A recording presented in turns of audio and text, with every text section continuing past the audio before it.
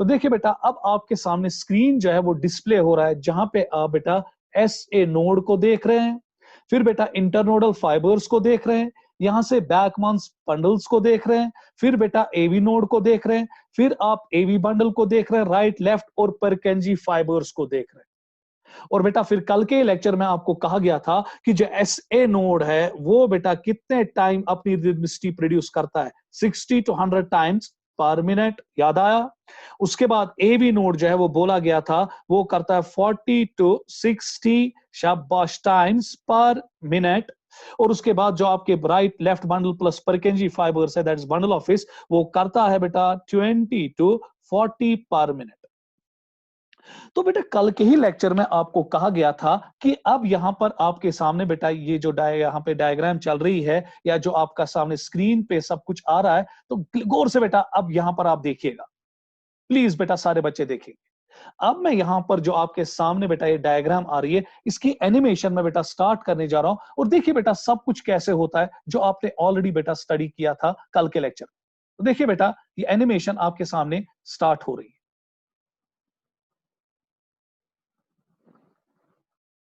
देखिए बेटा, एक मिनट, अभी एनिमेशन स्टार्ट हो जाएगी आपके साथ। तो ये देखिए एनिमेशन स्टार्ट हो रही है, कैसे इलेक्ट्रिक करंट चलती है आपके हार्ट में।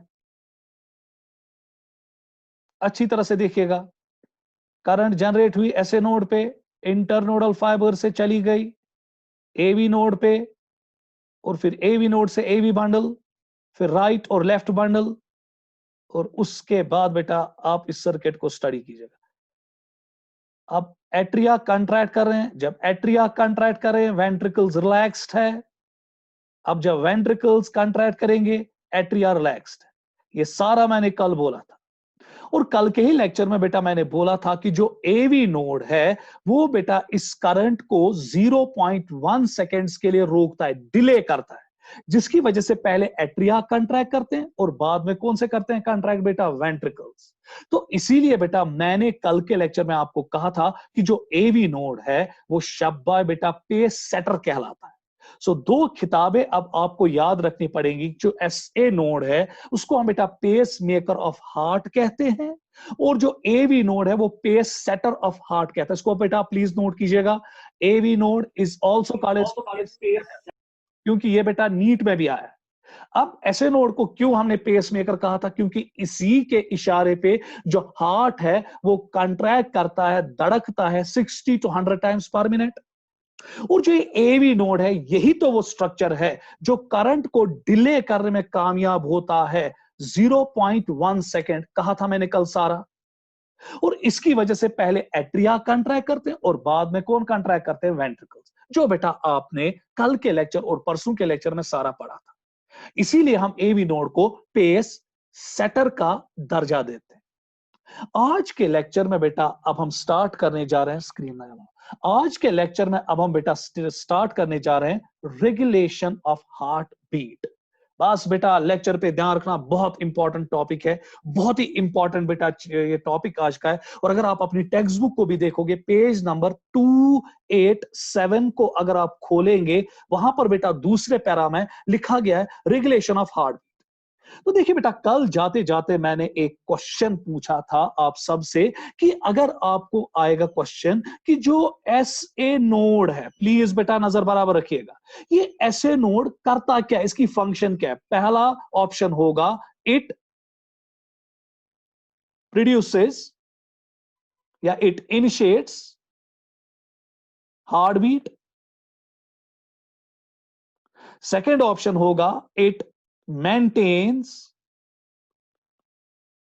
हार्ट बीट, नजर बेटा लेक्चर पे बराबर। तीसरा ऑप्शन होगा इट रेगुलेट्स हार्ट बीट,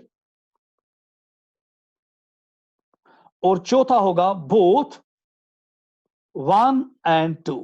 बस बेटा यहां पर देखिएगा, आपको पता होनी चाहिए कि जो SA नोड है वो बेटा हार्ट बीट को इनिशिएट करता है। इसमें कोई सेकंड थॉट ही नहीं है कि हार्ट बीट को इनिशिएट करता है 60 to 100 times per minute. As per text book it is 72 times per minute, अगर हम एवरेज बेसिस पे लेंगे। उसके बाद क्वेश्चन ये उठता है, क्या सर ये हार्ट बीट को मेंटेन करता है, क्या ये हार्ट बीट को रेगुलेट करता है? देखिए, मेंटेन का मतलब क्या हुआ? मेंटेन का मतलब हुआ ये रिपीटेडली ऐसा करता है, और ऐसा करता है क्योंकि आपको पता होनी चाहिए कि जो एसए नोड है वो हार्ट में बेटा इलेक्ट्रिक करंट प्रोड्यूस करता है 60 to 100 times per minute. So that means इसको बार बार कर रहा है, ये इसको रिपीट कर रहा है, 1 मिनट में 60 to 100 टाइम्स कर रहा है। सो देयरफॉर बेटा it also maintains the heart beat. So that means कि पहला ऑप्शन भी आएगा, दूसरा ऑप्शन भी आएगा। अब तीसरा ऑप्शन है रेगुलेट्स हार्ट बीट। बेटा ये हार्ट बीट को रेगुलेट नहीं करता है।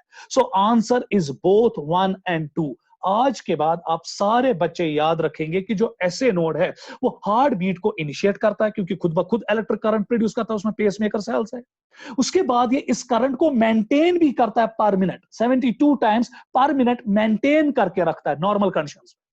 और उसके बाद बेटा अब जो रेगुलेट है, क्या ये रेगुलेट करता है? नहीं, ये खाली इनिशिएट करता है और मेंटेन करता है। अब क्वेश्चन ये उठेगा, सर रेगुलेट होता क्या है? देखिए बेटा, रेगुलेट क्या होता है आपने खुद आजमाया होगा। प्लीज बेटा नजर बराबर रखिएगा, नजर बराबर रखिएगा, स्क्रीन पे भी और दिमाग भी बराबर मेरी हो। आपने देखा होगा जब आप खेलते हो आपकी हार्ट बीट जो है वो बेटा इनक्रीज हो जाती है। आप नाचते हो, आप चलते हो, आप दौड़ते हो, आप सीढ़ियां चढ़ते हो, आप झाड़ू देते हो, आप बर्तन मांजते हो, आप कोई काम करते हो, तो उस टाइम बेटा आपने देखा होगा कि आपकी हार्ट बीट इंक्रीज होती है। या आपको डर लगता है, कभी कभी बेटा अगर डर हमें लगता है, भूचाल आता है, दरवाजा कोई जोर से पटक देता है, कोई चीज हमारे हाथ से गिरती है, आपने देखा होगा अचानक हमारी हार्ट बीट क्या होती है? इंक्रीज। या कभी कभी आपने देखा होगा कि हमारी हार्ट बीट जो है वो डिक्रीज हो जाती है, क्योंकि आमतौर बेटा जब हम सो जाते हैं, जब हम सीडेंटरी मोड पे होते हैं, जब हम एक ही जगह बैठे होते हैं, रेस्ट में होते हैं, उस टाइम हमारी हार्ट बीट क्या होती है? कम। अब क्वेश्चन ये उठता है कि सर एसए नोड ने हार्ट की करंट को प्रोड्यूस किया, हार्ट की बीट को प्रोड्यूस किया, हार्ट की बीट को इनिशिएट किया, उसके बाद इनिशिएट ही नहीं मेंटेन भी कर रहा है।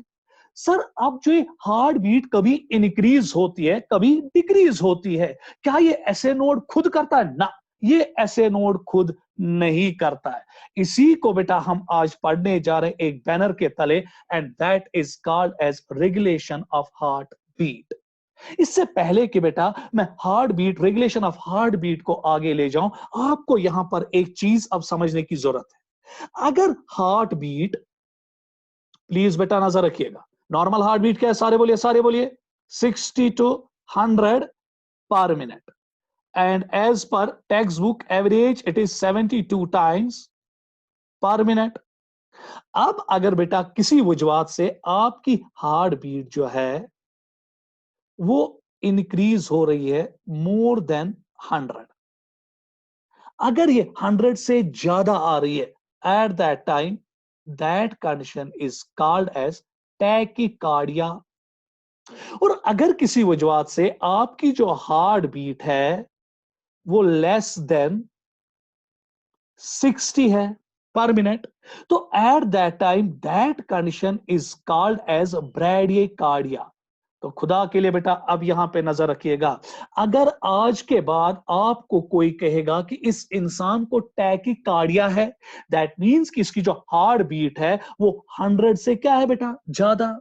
और अगर किसी की हार्ट बीट 60 टाइम से कम आ रही है, so at that time we से इट एज ब्रैडिकार्डिया। और अगर किसी की हार्ट बीट आपको 60 और 100 के बीच में आ रही है, so at that time we से it's the normal heart rate, क्योंकि नॉर्मली आपका एसए नोड 60 to 100 के बीच में एक्शन पोटेंशियल्स को प्रोड्यूस करता रहता है। सो अगर इंशाल्लाह जब आप डॉक्टर बनोगे, अगर आपको किसी इंसान में हार्ट बीट 60 to 100 के बीच में आ रही है, कोई परेशानी नहीं, ही और शी इज नॉर्मल। मगर अगर आपको बेटा कंटिन्यूअसली उसकी हार्ट बीट जो है वो 100 से ऊपर आ रही है या 60 से नीचे आ रही है, अगर 100 से ऊपर तो आप कहेंगे कि इस शख्स को टैकीकार्डिया है, और अगर 60 से नीचे आ रही है, so at that time we call it as bradycardia. बेटा अब क्वेश्चन ये उठता है ना कि सर हार्ट बीट 100 से कैसे ऊपर हो जाती है और 60 से कैसे नीचे चली जाती है? So that clearly indicates कि जब आपकी हार्ट बीट जो है वो 60 और 100 के बीच में चल रही है, तो खुद मुख्तियारी किसकी चल रही है बेटा? S A node.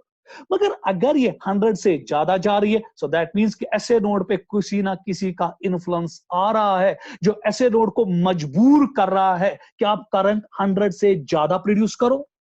और उसके बाद अगर किसी की हार्ट बीट 60 से नीचे आ रही है, इसका मतलब यह उस टाइम भी इस ऐसे नोड को कोई ना कोई चीज इन्फ्लुएंस कर रहा है जिसकी वजह से अपनी बीट को 60 से क्या ले रहा है, नीचे।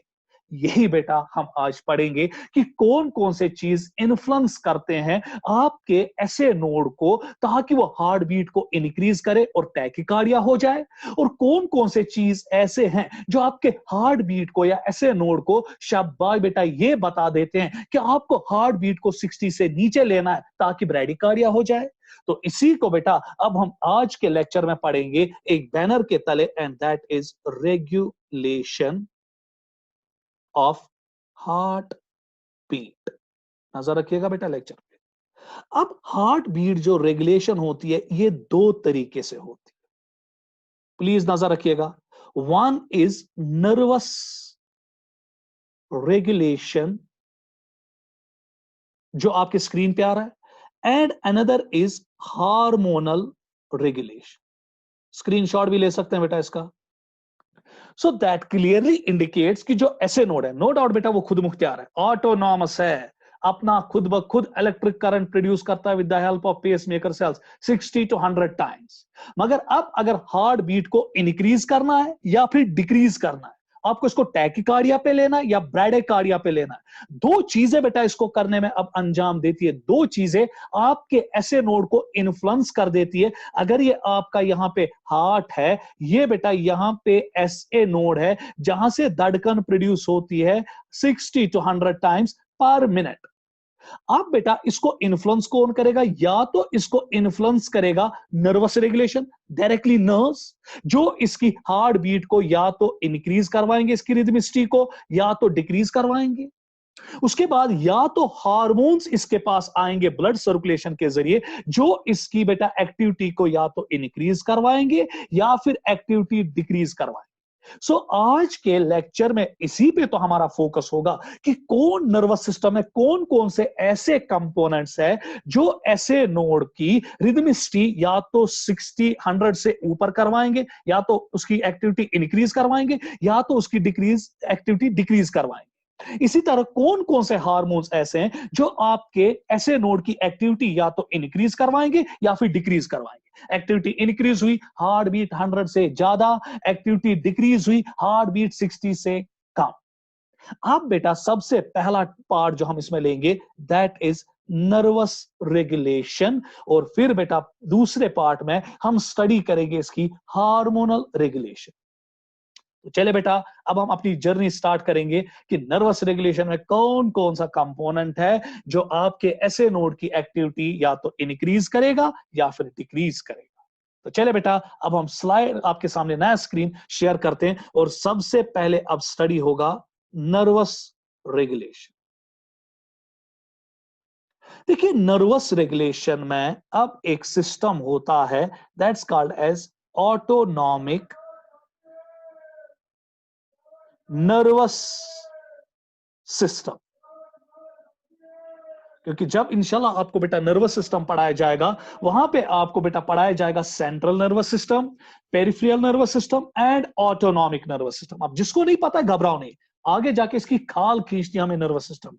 अब नर्वस सिस्टम का एक किस्म होता है that's called as autonomic nervous system, और आपको ये बुक्स पे शॉर्ट फॉर्म में मिलेगा ANS। अब जो ये ANS होता है ये दो किस्म का होता है, sympathetic nervous system and second is para sympathetic. Screenshot साथ साथ लेते जाइएगा बेटा। Parasympathetic nervous system. आप बेटा गौर से देखिएगा, नर्वस रेगुलेशन पढ़ रही है कि नर्व्स में नर्वस सिस्टम का कौन कौन सा कंपोनेंट है जो आपके ऐसे नोड पे अपना शिकंजा कसता है ताकि वो अपनी ऑटो रिदमिसिटी को रेट को इंक्रीज करे, 100 से ज्यादा लाए, या ताकि वो अपनी बीट को 60 से क्या करे, कम। अब देखिए बेटा जो ये सिंपैथेटिक नर्वस सिस्टम है, जब ये एसए नोड को स्टिमुलेट कर देता है। प्लीज बेटा नजर रखिएगा, जब ये अपना शिकंजा कसता है किस पे बेटा, एस ए नोड पे, तो एस ए नोड की जो रिदमिसिटी है, इलेक्ट्रिक करंट प्रोडक्शन जो है वो 100 टाइम्स से ज्यादा हो जाती है। सो दैट मींस उस टाइम टैकाइकार्डिया हो जाता है। और अगर बेटा एक पैरासिम्पैथेटिक सिस्टम अपना शिकंजा कसेगा एस ए नोड पे, तो उस टाइम बेटा ये हार्ट रेट को क्या करता है, ये ऐसे नोड की रिदमिसिटी को 60 टाइम से घटा देता है, कम कर देता है। So at that time we call it as bradycardia.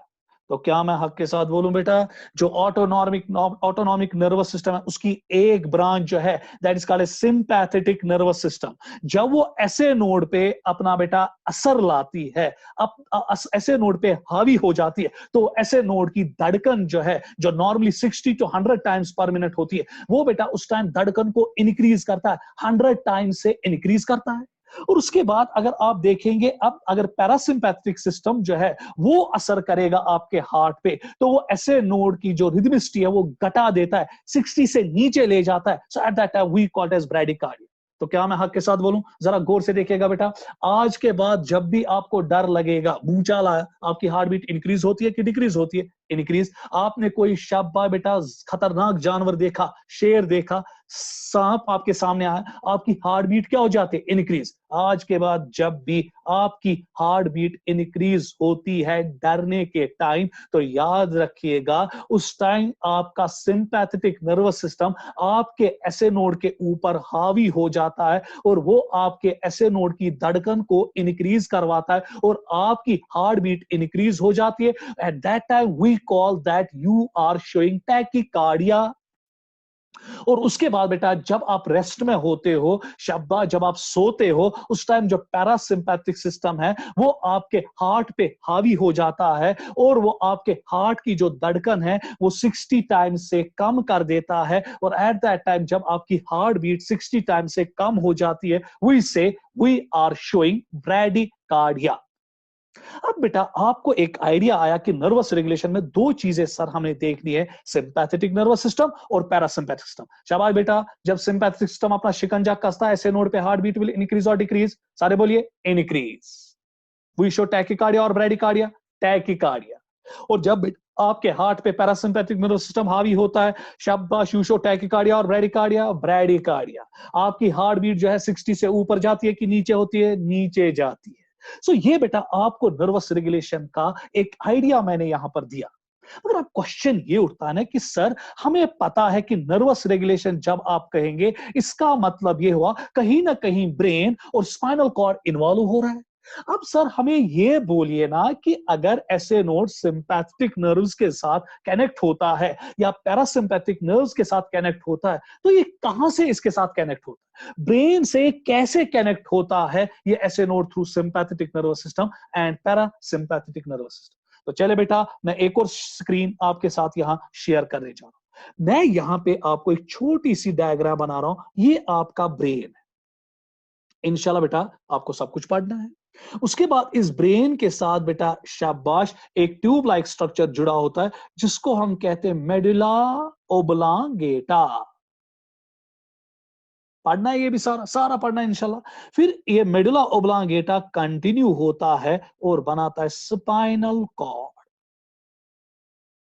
So brain का जो टर्मिनल पार्ट होता है उसको हम कहते हैं मेडुला ओब्लांगेटा, और इस मेडुला ओब्लांगेटा के कंटिन्यूएशन में फिर होता है स्पाइनल कॉर्ड।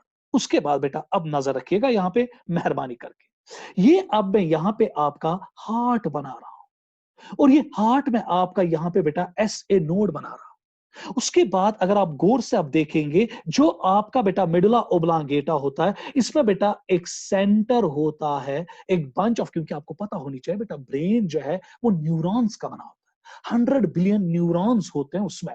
सो इस मेडुला ओब्लांगेटा में ग्रुप ऑफ न्यूरॉन्स होते हैं और इस एक सेंटर बनाते हैं, and that's called as cardiac centre.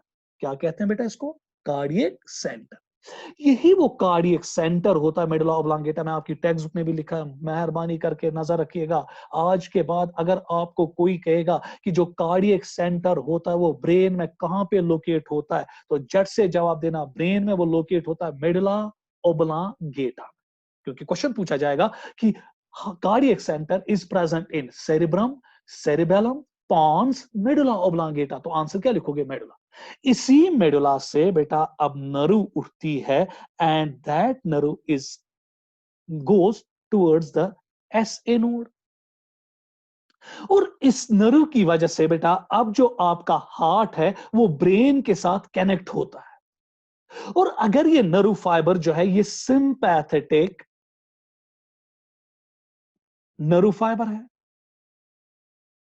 तो एट दैट टाइम जब सिंपैथेटिक नर्व फाइबर आपके ऐसे नोड की ओर आएगा, ये आपकी हार्ट रेट को इंक्रीज करवाएगा। सो दैट मींस मोर देन 100 ले जाएगा पर मिनट। और अगर बेटा यहां से एक ब्रांच उठ रही है, जिसको मैं एक और बेटा कलर से बनाने जा रहा हूं, एक और ब्रांच उठ रही है, and that is the fibre of para sympathetic nerve. तो ये क्या करेगा? ये बेटा आपकी हार्ट की धड़कन को डिक्रीज करेगा,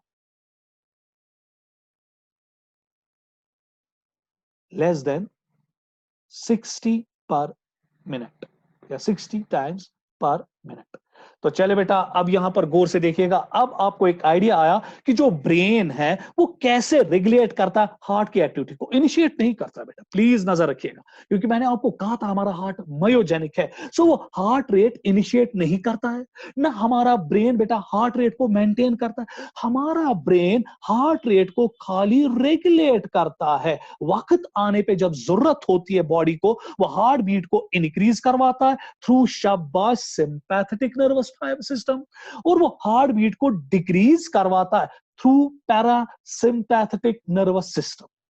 अब बेटा यहां पे आपको एक चीज याद रखनी पड़ेगी, जो ये पैरासिम्पैथेटिक नर्व फाइबर जाता है towards the SA node, parasympathetic nerve fibre, इस नर्व को हम एक नाम देते हैं vagus nerve.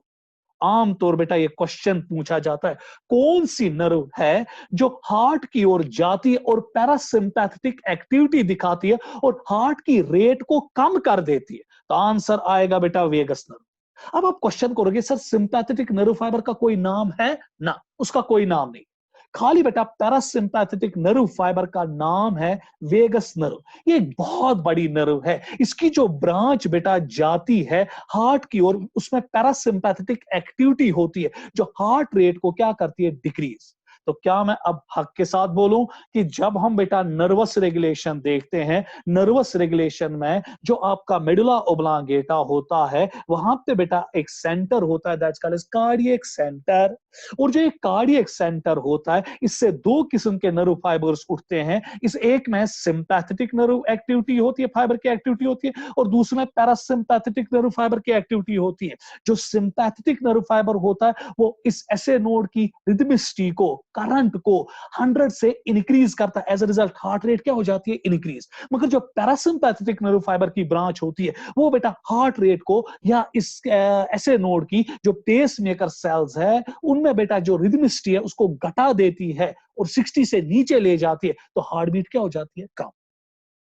So that clearly indicates कि अब नर्वस रेगुलेशन में आपने दो चीजें याद रखी, one is sympathetic nervous system and another is called as parasympathetic nervous.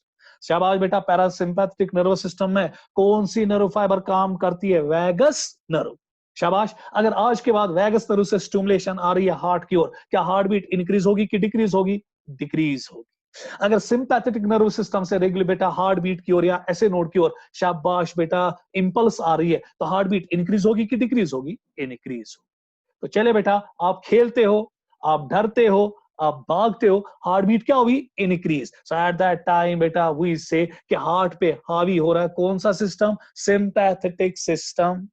और अगर बेटा आपकी हार्ट बीट कम हो रही है तो हार्ट पे कौन सा सिस्टम एक्टिवेट होता है? Parasympathetic system. अब बेटा यहां पे एक क्वेश्चन मैं एम्स का आपके सामने ला रहा हूं। क्वेश्चन आया था एम्स में कि अगर हम वेगस नर्व को कट करेंगे, गौर से देखिएगा, मैंने एक इंसान की वेगस नर्व को कट किया, व्हाट विल हैपन, क्या होगा, हार्ट बीट का क्या होगा। जैसे मैंने कल आपको बोला था कि अगर किसी का ऐसे नोड खराब होगा, कल का लेक्चर मेहरबानी करके वेबसाइट पे अपलोड किया गया, उसको अच्छी तरह से देख लेना। मैंने कल के लेक्चर में कहा था कि अगर किसी का एसए नोड खराब हुआ, क्या हार्ट की धड़कन का क्या होगा। बहुत सारे बच्चे कहेंगे नहीं सर हार्ट की धड़कन रुक जाएगी, नहीं, कैसे रुकेगी, क्योंकि जब एसए नोड खराब होता है फिर बेटा एवी नोड काम करता है। क्योंकि मैंने कहा था आज के भी लेक्चर में, कल के भी लेक्चर में, उससे पहले के लेक्चर में भी कि AV node 40 to 60 times heart को अब धड़काएगा। सो जब एसए नोड खराब हुआ, जिसको मैंने कल सिक्स साइनस सिंड्रोम का भी नाम दिया था, जब एसए नोड खराब हो जाता है तो उस टाइम बेटा हार्ट की धड़कन नहीं रुकती है। अब हार्ट का काम कौन उठाता है, अब धड़कन का काम प्रोड्यूस करने का कौन उठाता है, एवी नोड, और वो हार्ट को धड़काता है 40 to 60 टाइम्स। अब यही बेटा एक और क्वेश्चन आया था कि अगर किसी की वेगस नर्व को काटा जाएगा तो व्हाट विल हैपन। शाबाश, कोई गेस कर सकता है अगर हम वेगस नर्व को काटेंगे क्या होगा। शाबाश, तो बेटा आप कहोगे सर हमें पता नहीं। बेटा अगर आप वेगस नर्व को काटोगे, आपकी जो हार्ट रेट है, प्लीज बेटा नजर रखिएगा, दैट विल इंक्रीज। सर कैसे, हार्ट रेट कैसे इंक्रीज हो जाएगी अगर वेगस नर्व को काटा जाएगा। इसको पहले नोट कीजिएगा, when vagus nerve is dissected, D-I-S-S-E-C-T-E-D, dissected, heart rate increases, heart rate increases। Hope आपने इसको लिखा होगा। अब क्वेश्चन कि सर हमें समझाइए कि हार्ट रेट कैसे इंक्रीज हो। बस बेटा यहां की ओर देखिएगा, मेहरबानी करके यहां की ओर देखिएगा, मेहरबानी करके। आपको पता है कि जो एसए नोड है कितनी बार बेटा धड़कन प्रोड्यूस करने की सलाहियत रखता है, 60 to 100 टाइम्स पर मिनट, है ना बेटा। सो इसमें कुवत है कि हार्ट की रेट को 60 to 100 टाइम्स बेटा प्रोड्यूस कर सकता है। ये एक मिनट में हार्ट को 60 to 100 टाइम्स धड़काने की सलाहियत रख सकता है। मगर जब हम लोगों का मुताला करते हैं, जब हम बेटा लोगों का एक शाबाश मुताला करते हैं, हम लोगों की हार्ट बीट्स को चेक करते हैं, उसके बाद इसका एवरेज हम निकालते हैं कि जनरल हार्ट बीट लोगों में आमतौर कितनी होती है, एवरेज हार्ट बीट लोगों में कितनी होती है, वो हमें आमतौर 72 टाइम्स आता है। सो दैट इंडिकेट्स कि अगर हम देखेंगे कि अगर किसी की हार्ट की धड़कन 60 है, नॉर्मल है, 65 है, नॉर्मल है, 70 है, नॉर्मल है, 80 है, नॉर्मल है, 90 है, नॉर्मल है, 100 है, नॉर्मल है, 100 से ज्यादा टैकिकार्डिया है, कुछ ना कुछ प्रॉब्लम है, या सिंपैथिक सिस्टम काम कर रहा है, या बेटा 60 से कम है तो प्रॉब्लम है, या फिर बेटा रेस्ट में हो इसीलिए कम हार्ट रेट है।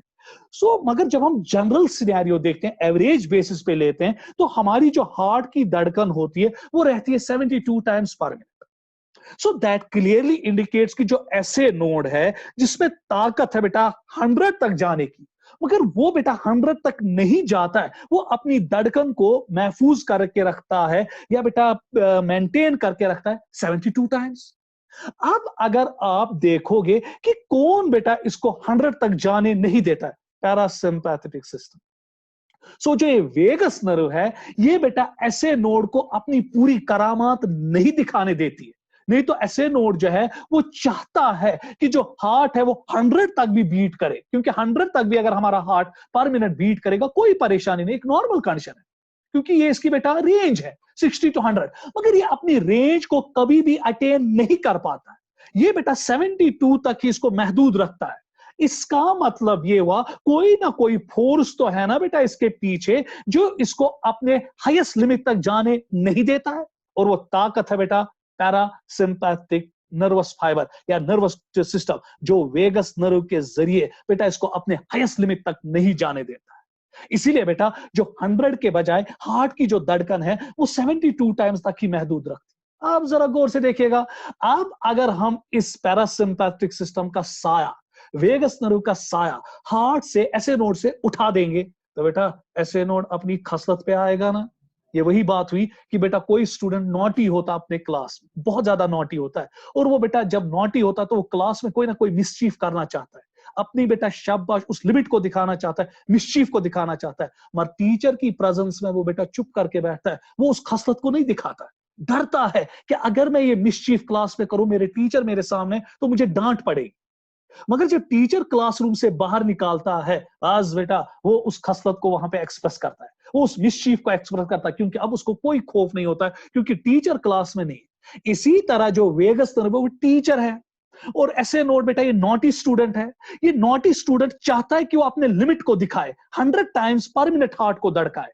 मगर जो वेगस नर्व टीचर की तरह बेटा इस हार्ट को अपनी नॉटीनेस नहीं दिखानी देती है, अपने लिमिट्स नहीं दिखाने देती है, इस ऐसे नोड को अपना जो लिमिट है नहीं दिखाने देती है। इसलिए हार्ट की धड़कन को बेटा 72 टाइम्स ही रखने में कामयाब हो जाती है। मगर जब बेटा ये टीचर खत्म, ये साया खत्म, वेगस नर्व कटी, तो हार्ट बीट जो है वो बेटा 100 टाइम्स तक जा सकती है। So therefore your heart rate increases. तो चले बेटा मेरे साथ अब देखिए, बोलिए कि आज के बाद अगर आपको एंट्रेंस में क्वेश्चन आया कि अगर हमने वेगस नर्व को काटा उसकी वजह से क्या असरात पड़ेंगे, असरात ये होंगे कि जो हार्ट की धड़कन है वो इंक्रीज हो जाएगी, क्योंकि ऐसे नोट अपने हाईएस्ट लिमिट की ओर जाएगा, 100 टाइम्स हार्ट को धड़काएगा।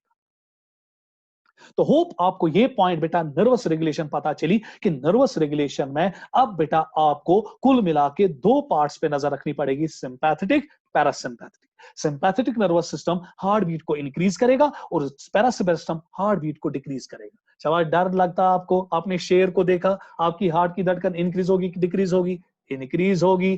कौन सिस्टम काम कर रहा है? Sympathetic nervous system. आपकी हार्ट बीट 60 से नीचे आ रही है, कौन सा सिस्टम काम कर रहा है? Parasympathetic system. Very good. अब अगर आप अपनी टेक्स्ट बुक को खोलोगे, पेज नंबर 287 को देखोगे, वहां पर आप देखिए बेटा एक जगह लिखा गया है 18.5 पे, जहां रेगुलेशन ऑफ कार्डियक एक्टिविटी लिखा गया है, वहां पे लिखा गया neural signals through the sympathetic nerves can increase the rate of heart beat, है ना। अब जब बेटा हार्ट बीट इंक्रीज होगी, शाबाश, कंट्रैक्शन इंक्रीज होगी कि डिक्रीज? इंक्रीज। सो वेंट्रिकुलर कंट्रैक्शन भी क्या हो जाएगी? इंक्रीज। आपको अल्लाह पाक की कसम है, जब हार्ट बीट इंक्रीज हुई, हार्ट की कंट्रैक्शन इंक्रीज हुई, हार्ट से ब्लड ज्यादा बाहर निकलेगा कि कम? ज्यादा। सो कार्डियक आउटपुट मींस जो ब्लड हार्ट से बाहर निकलता है वो क्या निकलेगा? ज्यादा। तो आज के बाद सारे बच्चे बेटा याद रखेंगे, जब भी सिंपैथेटिक नर्वस सिस्टम काम करता है, हार्ट बीट इंक्रीजेस। लिखिए इसको, heart beat increases, strength of ventricular contraction increases, NEET के लिए बहुत इंपॉर्टेंट है ये, and cardiac output increases. So ये तीन चीजें करेगा। ये हार्ट बीट को ही इंक्रीज नहीं करेगा, ये वेंट्रिकुलर कंट्रैक्शन को भी इंक्रीज करेगा। जाहिर सी बात है, जितनी बार हार्ट ज्यादा धड़केगा तो फोर्स क्या लगाएगा धड़कन पे? ज्यादा, और ब्लड ज्यादा क्या निकलेगा? बाहर। उसके बाद अगर हम अब पैरासिम्पैथेटिक सिस्टम देखेंगे, पैरासिम्पैथेटिक सिस्टम क्या करता है? यह हार्ट बीट को क्या करता है? कम। जब अल्लाह पाक की कसम आपको हार्ट बीट कम हुई, वेंट्रिकुलर कंट्रैक्शन क्या हुई? कम। जब वेंट्रिकुलर कंट्रैक्शन कम हुई, कार्डियक आउटपुट भी क्या होगा? कम। ये पॉइंट बेटा आप नोट कीजिएगा। Parasympathetic system decreases heart beat, decreases ventricular contraction and decreases cardiac output. बहुत इंपॉर्टेंट पॉइंट है ये, नीट के लिए आज तक कभी नहीं आया है। होप बेटा आपके टाइम आए। उसके बाद बेटा अब नर्वस रेगुलेशन हमने खत्म की, अब हम बेटा एक और रेगुलेशन की ओर आएंगे, दैट इज हार्मोनल रेगुलेशन। कल का लेक्चर आपकी वेबसाइट पे उसको मेहरबानी करके देखिएगा, बार बार कह रहा हूं। अब हार्मोनल रेगुलेशन क्या है? देखिए बेटा, आपने एटलीस्ट 9th या 10th में, मुझे नहीं पता कहां पर पढ़ा होगा आपने, एंडोक्राइन सिस्टम्स के बारे में। वहां पे आपको टीचर ने कहा होगा हमारी बॉडी में ढेर सारे ग्लैंड्स है जिनको हम एंडोक्राइन ग्लैंड्स कहते हैं, जिनमें डक्ट सिस्टम्स एब्सेंट होते हैं, वो डायरेक्टली केमिकल सिक्रीशंस देते हैं, and those chemicals are called as hormones. और ये भी टीचर ने आपको कहा होगा कि जो हार्मोन्स है ये फिर हमारी बॉडी के एक्टिविटीज को कंट्रोल करते हैं, डिफरेंट ऑर्गन्स को कंट्रोल करके रखते हैं, उनकी कोऑर्डिनेशन रखते हैं, जिसकी वजह से हमारी जो बायोलॉजिकल एक्टिविटी है, फिजियोलॉजिकल एक्टिविटी है, मेटाबॉलिक एक्टिविटी है, बायोकेमिकल एक्टिविटी है, वो मेंटेन हो जाती है। अब बेटा आपकी बॉडी में कुछ ऐसे हार्मोन्स रब ने रखे हैं जो जब एंडोक्राइन ग्लैंड से निकलेंगे फिर ब्लड में आएंगे, वो आपकी हार्ट की एक्टिविटी को शाबाश या आपकी हार्ट रेट में चेंजेस लाते हैं। अब हम देखेंगे कौन कौन से हार्मोन्स है जो आपकी हार्ट बीट को, लिख रहा हूं मैं बेटा आपके स्क्रीन पे, इंक्रीज कर देते हैं। और कौन कौन से ऐसे हार्मोन्स है जो जब निकलेंगे आपके शाबाश एंडोक्राइन ग्लैंड से और आपकी हार्ट बीट को डिक्रीज करेंगे। तो बेटा ये भी आपको याद रखना पड़ेगा, क्योंकि टेक्स्ट बुक ने एक पॉइंट लिखा, adrenal medullary hormones can also increase the cardiac output या हार्ट बीट। देखिए बेटा, अब कौन कौन सा हार्मोन आपके हार्ट बीट को इंक्रीज कर रहा है। सबसे पहला हार्मोन जो है, शाबाश, that's called as epinephrine. Note कीजिएगा साथ साथ बेटा। दूसरा हार्मोन जो है, that's called as norepinephrine. फिर बोला जाएगा ये कहां से निकलते हैं, पहले बेटा आप इसको नोट कीजिएगा। Epinephrine, nor epinephrine. तीसरा हार्मोन जो हार्ट रेट को इंक्रीज करेगा, कॉर्टिसोल। चौथा कॉर्टिसोन। पांचवा थायरोक्सिन, नाम सुने होंगे इनके आपने। और छठा मैं यहां से लिखता हूं, जगह नहीं है मुझे वहां से, छठा लेप्टिन्स। सातवां पैरेट हार्मोन। देखिए बेटा, 7 हार्मोन्स का जिक्र मैंने यहां पर किया, epinephrine, nor epinephrine, cortisol, cortisone, thyroxine, leptins and parathyroid hormone. आप बेटा, आपको इसमें अभी जाने की जरूरत नहीं, क्योंकि अभी एंडोक्राइन सिस्टम हमने पढ़ा ही नहीं, वहां पे एक एक करके सारे हार्मोन स्टडी करने।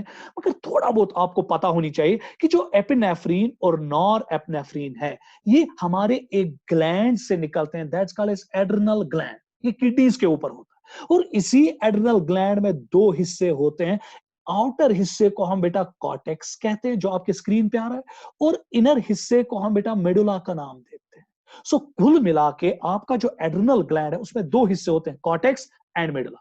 इसी मेडुला से बेटा 2 हार्मोन्स निकल के आते हैं, and those hormones are called as epinephrine and norepinephrine. So आज के बाद याद रखना, जब भी आपका एड्रिनल ग्लैंड का मेडुला एपिनेफ्रीन और नॉरएपिनेफ्रीन प्रोड्यूस करेगा, आपकी हार्ट की धड़कन क्या हो जाएगी, इनक्रीज। उसके बाद बेटा कॉर्टिसोल और कॉर्टिसोन जो है, ये भी एड्रिनल ग्लैंड से ही निकलते हैं, और ये निकलते हैं कॉर्टेक्स से। कहां से निकलते हैं बेटा, कॉर्टेक्स से। इंशाल्लाह सब कुछ पढ़ना है, फिलहाल आप याद रखो कौन कौन सा हार्मोन ऐसा है जो जब एंडोक्राइन ग्लैंड से निकलेगा, ब्लड में आएगा, यकीनन वो आपकी हार्ट बीट को इंक्रीज करने वाला है। उसके बाद बेटा थायरोक्सिन का भी नाम आपने सुना होगा, ये खास ग्लैंड से निकलता है, and that gland is called as thyroid gland. क्या कहते हैं बेटा, थायराइड ग्लैंड। उसके बाद बेटा जो ये पैरेट हार्मोन है, ये आपके एक ग्लैंड से निकलता है, that's called as parathyroid gland. नाम सुना होगा। अब क्वेश्चन ये है कि सर लेप्टिन्स, ये आपने नहीं सुना होगा बेटा, क्योंकि 9th और 10th में आपको लेप्टिन्स के बारे में कभी बोला नहीं गया होगा। जो ये लेप्टिन्स है, ये बेटा किसी ग्लैंड से नहीं निकलते। ये एक्चुअली ज्यादातर निकलते थे बहुत जगह से है, इंटेस्टाइन से भी निकलता है, बहुत ज्यादा जगह से निकलता है, पर मेजर ये निकलता है adipose cells. Adipose cells, adipose cells mean चर्बी, चर्बी वाली सेल्स, जिनमें बेटा फैट डिपॉजिट होता है, उन सेल्स को हम कहते हैं एडिपोज सेल्स। जब एडिपोज सेल्स लेप्टिन्स निकालते हैं, लेप्टिन्स रिलीज करते हैं, उसकी वजह से भी हार्ट बीट क्या होती है, इंक्रीज। एक और चीज बेटा यहां पे आप याद रखिएगा, बहुत इंपॉर्टेंट है ये लेप्टिन। देखिए बेटा, आपने कभी कभी देखा होगा जब हम खाते रहते हैं, सपोज जब हम वाजवान खाते हैं, वाजवान तो बेटा हमारा एक पर्टिकुलर ट्रेडिशनल यहाँ पे डिश है, जो हम आमतौर बेटा बहुत मजे में लेते हैं और खाते भी बहुत ज्यादा है। जब हम वाजवान खाते रहते हैं, खाते रहते हैं, एक टाइम आता है कि फिर हम फर्दर नहीं खाते।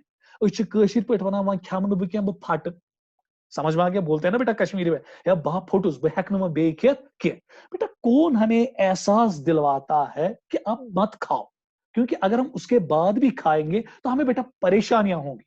सो जब हम बहुत ज्यादा खाना खाते हैं, उसके बाद बेटा इन सेल से, इंटेस्टाइन से, एडिपोज सेल से लेप्टिन्स निकलते हैं, और ये लेप्टिन्स हमारे ब्रेन में जाते हैं ब्लड के जरिए, और हमारे ब्रेन में एक स्ट्रक्चर होता है जिसको हम हाइपोथैलेमस कहते हैं। और हाइपोथैलेमस में बेटा एक सेंटर होता है, आगे जाके पढ़ना है, थोड़ा बहुत मैं आपको बेटा यहाँ पे एक्स्ट्रा इंफॉर्मेशन दे रहा हूं। एक सेंटर होता है दैट्स कॉल्ड स्टाइटी सेंटर। ये हमारे ब्रेन के एक स्ट्रक्चर में होता है, दैट्स कॉल्ड एज हाइपोथैलेमस। और जब ये लेप्टिन्स ब्लड के जरिए हाइपोथैलेमस की ओर जाते हैं, ये स्टाइटी सेंटर को एक्टिवेट करते हैं, और फिर बेटा जब स्टाइटी सेंटर एक्टिवेट होता है, फिर बेटा हमें खाना खाने का मन नहीं होता है। सो दैट क्लियरली इंडिकेट्स आपका पेट आपको नहीं बताता है कि अब ज्यादा मत खाओ, ये आपका ब्रेन ही अब आपको बताता है, आपका हाइपोथैलेमस आपको बता देता है स्टाइटी सेंटर के जरिए अब ज्यादा मत खाओ, फट जाओगे। एक हार्मोन के जरिए सब कुछ होता है, दैट्स कॉल्ड एज लेप्टिन। यही वजह है कि जब बेटा हम बहुत ओवर ईटिंग कर देते हैं, हमारी हार्ट बीट जो है वो थोड़ा बहुत इंक्रीज हो जाती है, क्योंकि उस टाइम हमारी बॉडी में लेप्टिन्स की बौछार होती है, लेप्टिन्स निकलते हैं जो बेटा आपकी हार्ट बीट को थोड़ा बहुत इंक्रीज कर देते हैं।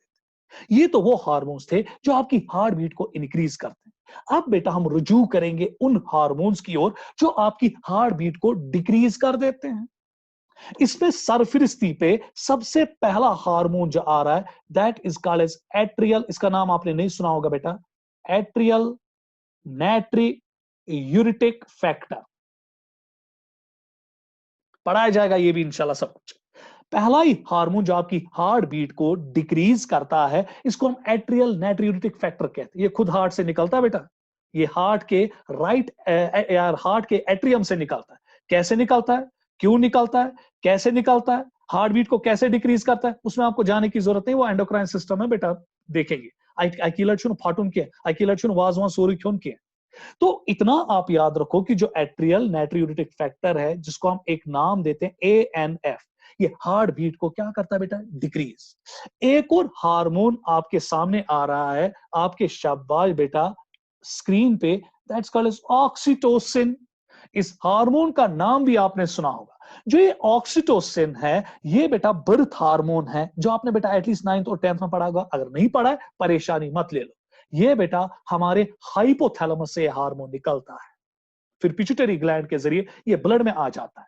जो ये ऑक्सीटोसिन है, ये जब निकलता है, इसकी वजह से भी हमारी हार्ट बीट क्या होती है, डिक्रीज। एक और हार्मोन यहां पे मैं ला रहा हूं आपके सामने, दैट्स एंजियोटेंसिन। जो ये एंजियोटेंसिन है, जब ये निकलता है, इसकी वजह से भी हार्ट बीट जो है वो डिक्रीज हो जाती है। कैसे, वो बेटा किडनी में हम पढ़ेंगे। सो फिलहाल बेटा अब आपके स्क्रीन पे आया कि कौन कौन से हार्मोन्स हैं जो आपकी हार्ट बीट को इंक्रीज करते हैं, और कौन कौन से हार्मोन्स ऐसे हैं जो आपकी हार्ट बीट को इंक्रीज करते हैं। उसके बाद बेटा मैं स्क्रीन को अब आगे बढ़ा रहा हूं। अब कुछ केमिकल्स हैं, प्लीज बेटा इस पे नजर रखिएगा, क्योंकि ये डे टू डे केमिकल्स हैं जो हम अपने जिस्म में लेते रहते हैं। कुछ केमिकल सबस्टेंसेस ऐसे जिसमें सबसे पहले कैफीन, नाम सुना होगा, और एक और केमिकल सबस्टेंस है, दैट इज निकोटीन। गौर से बेटा यहां की ओर देखिएगा। कैफीन तो बेटा हर कोई इंसान कंटिन्यूअसली लेता है, क्योंकि आपकी चाय में होता है, आपके चॉकलेट्स में होता है, आपके कोला ड्रिंक्स में होता है, जो आप लिम्का विम्का पीते हो ना बेटा, ये बेवरेजेस, उनमें होता है। सो दैट मीन्स कि जो कैफीन है, ये आपकी टी में है, ये आपकी कॉफी में है, ये आपके चॉकलेट्स में है। ये कैफीन क्या करता है, जब हम बेटा टी लेते हैं, कॉफी लेते हैं, चॉकलेट्स खाते हैं, तो ये कैफीन हमारी हार्ट बीट को थोड़ा बहुत इंक्रीज कर देता है। उसके बाद निकोटीन का नाम तो आपने सुना होगा, ये बेटा टैबेको में होता है, नाम सुना होगा बेटा, सिगरेट। सो जो सिगरेट होते हैं उनमें ये होता है। सो जो लोग बेटा सिगरेट पीते हैं, टैबेको प्रोडक्ट्स लेते हैं, उसमें निकोटीन होता है। और ये निकोटीन जब हमारे लंग्स के जरिए हमारे ब्लड में जाता है, फिर ब्लड के जरिए हार्ट में चला जाता है, ये हार्ट की बीट को इंक्रीज कर देता है। So these are the two chemicals जो हार्ट बीट को क्या करते हैं बेटा, इंक्रीज। क्लियर।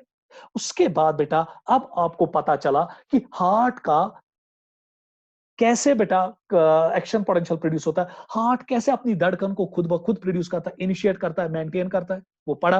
और उसके बाद आज के लेक्चर में आपने ये भी देखा कि हार्ट की जो बीट है वो कैसे रेगुलेट होती है थ्रू नर्वस सिस्टम, और कैसे वो बेटा रेगुलेट होती है थ्रू हार्मोनल सिस्टम।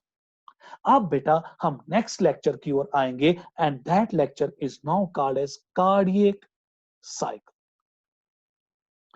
बेटा बहुत इंपॉर्टेंट टॉपिक, बहुत इंपॉर्टेंट टॉपिक, आपके बोर्ड के एग्जाम के लिए बहुत ज्यादा इंपॉर्टेंट। इवन बेटा एंट्रेंस में भी इसमें क्वेश्चन पूछ सकते हैं, मगर कार्डियक साइकिल बेटा बोर्ड एग्जाम्स के लिए बहुत ज्यादा इंपॉर्टेंट है। इसलिए बेटा मैंने यहां पे कोशिश की कि जो कार्डियक साइकिल है मैं इसको छोटा करूं, ताकि बेटा आपको बोर्ड में जब ये क्वेश्चन आएगा आपको ज्यादा न लिखना पड़े, आप छोटा लिखो और इफेक्टिव लिखो, ताकि आपको बेटा 5 मार्क्स में, क्योंकि 5 नंबर का क्वेश्चन आता है, 5 मार्क्स में बेटा इंशाल्लाह 5 मार्क्स आ जाए। उसके बाद बेटा इस कार्डियक साइकिल में जब हम एंट्रेंस पॉइंट ऑफ व्यू से देखेंगे, वहां पर भी इसमें बहुत ज्यादा इंपॉर्टेंस है। अब हम आज के लेक्चर में देखेंगे, आगे बढ़ेंगे कि ये कार्डियक साइकिल क्या होता है। तो चलिए बेटा आपके सामने एक स्लाइड जो है वो बेटा पीपीटी एक आपके सामने आएगा, शेयर किया जाएगा, तो आप उस पर नजर रखिएगा कि कार्डियक साइकिल होता क्या है, और बेटा उसका स्क्रीनशॉट भी आप लेंगे। कार्डियक साइकिल पीपीटी लो, पीपीटी लो, 1 मिनट बेटा अभी आपके सामने शेयर हो जाएगा। होता दिन दिन 1 मिनट बेटा अभी शेयर हो जाएगा। ये आपके सामने आया कार्डियक साइकिल। देखिए बेटा कार्डियक साइकिल का स्क्रीनशॉट भी ले सकते हैं बेटा, स्क्रीनशॉट लीजिए इसका। देखिए बेटा आप कार्डियक साइकिल क्या होता है? Sequential events that occur in heart per beat that are cyclically repeated is called as cardiac cycle. जरा बेटा अब अगर हम आपकी टेक्स्ट बुक के लिहाज से जाएंगे, आपकी टेक्स्ट बुक के लिहाज से जाएंगे तो गौर कीजिएगा, ये आपका हार्ट यहां पे बन रहा है, साइड पे बना रहा हूं मैं, है कि नहीं? अब आपको पता है कि जो एसए नोड आपका कितनी बार बेटा प्रोड्यूस करता है कंट्रैक्शन, 60 to 100। अगर हम टेक्स्ट बुक के लिहाज से जाएंगे 72 टाइम्स, क्योंकि मैंने कहा कि जब हम एवरेज बेसिस पे जाते हैं it is 72 times per minute. ठीक है, समझ रहे हो बेटा? चलिए अब देखना यह है कि जो हार्ट है वो 72 टाइम्स धड़कता है, 72 टाइम्स बीट करता है।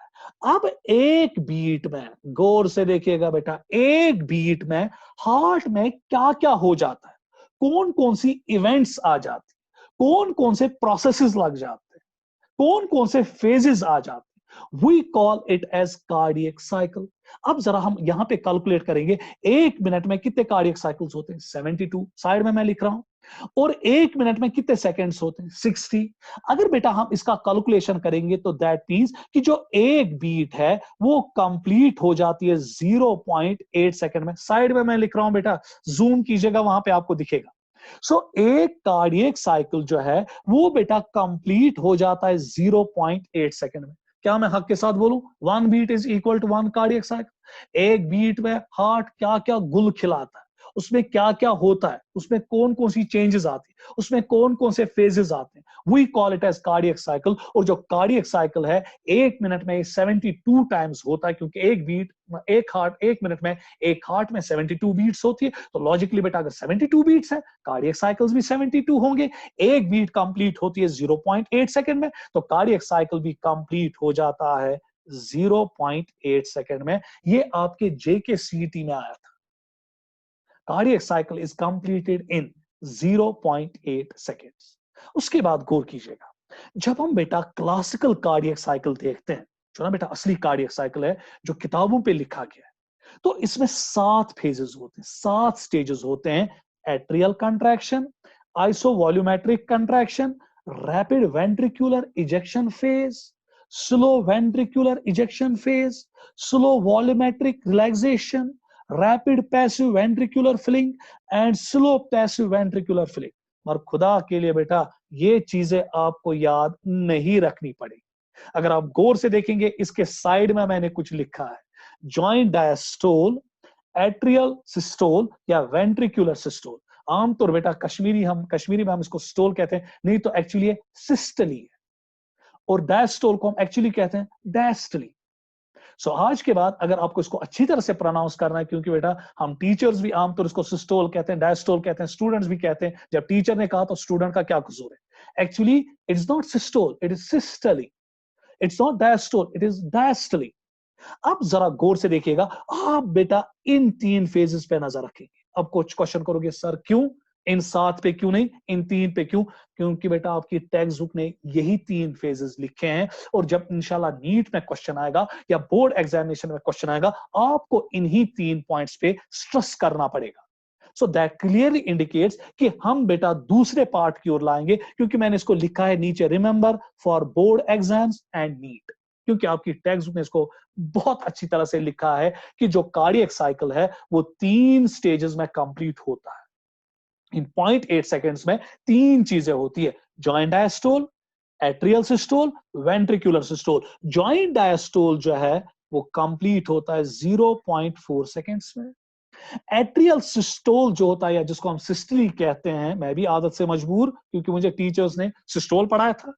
एट्रियल सिस्टली जो है वो 0.1 सेकेंड में होता है, और वेंट्रिकुलर सिस्टली जो है वो कंप्लीट होता है 0.3 सेकेंड्स। सर बेटा इसको ऐड कीजिएगा, जब आप इसको ऐड करेंगे दैट्स कॉल्ड एज 0.8 सेकेंड्स। सो इसका मतलब ये हुआ कि जो आपका कार्डियक साइकिल है, आज के बाद बेटा मेहरबानी करके याद रखिएगा, एक बीट में आपके हार्ट में क्या क्या फेजेस होते हैं, क्या क्या एक्टिविटीज होती है, we call it as cardiac cycle, and it is divided into 3 phases, joint diastole, atrial systole and ventricular systole. और जो जॉइंट डायस्टली है वो 0.4 सेकेंड्स के लिए रहता है, एट्रियल सिस्टली जो है वो 0.1 सेकेंड्स के लिए रहता है, और जो वेंट्रिकुलर सिस्टली है वो 0.3 सेकेंड्स के लिए रहता है। अब क्वेश्चन ये उठेगा कि सर हमें बोलिए ना, ये डायस्टली क्या है, ये सिस्टली क्या है। बेटा आज के बाद में जहां पर भी सिस्टली का जिक्र करो, मेहरबानी करके नजर, दैट मीन्स कंट्रैक्शन।